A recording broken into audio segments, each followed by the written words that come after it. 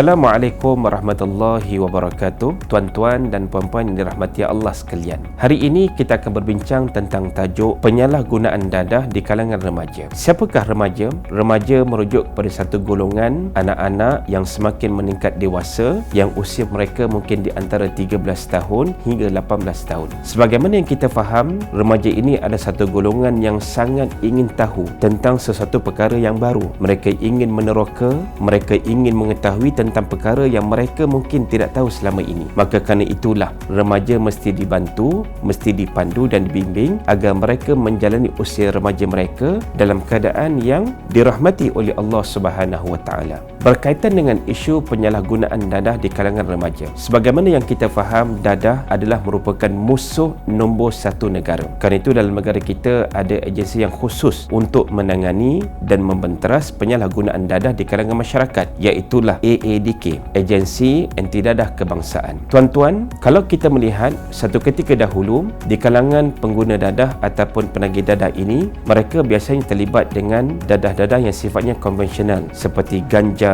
heroin dan morfin.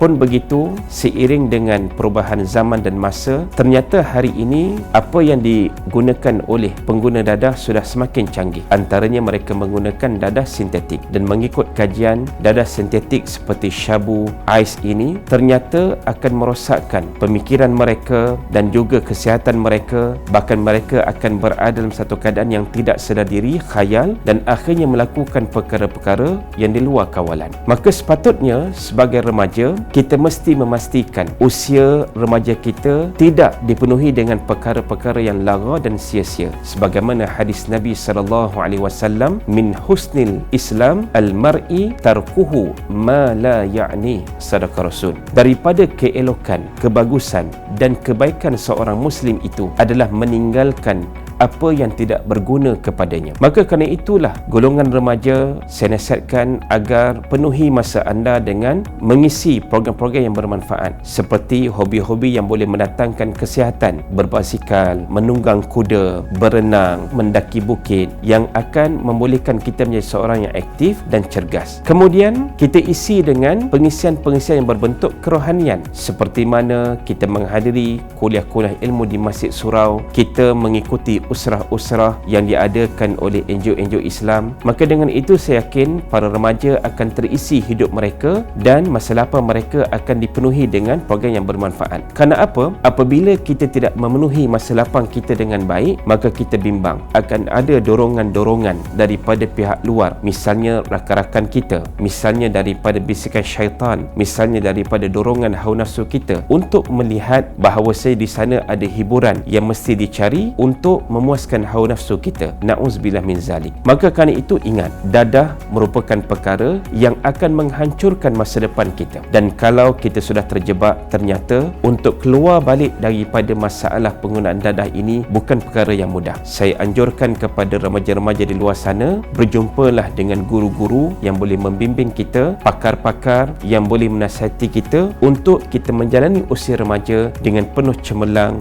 gemilang, dan akhirnya mendapat redha Allah Subhanahu Wa Taala. Sekian, wassalamualaikum warahmatullahi wabarakatuh.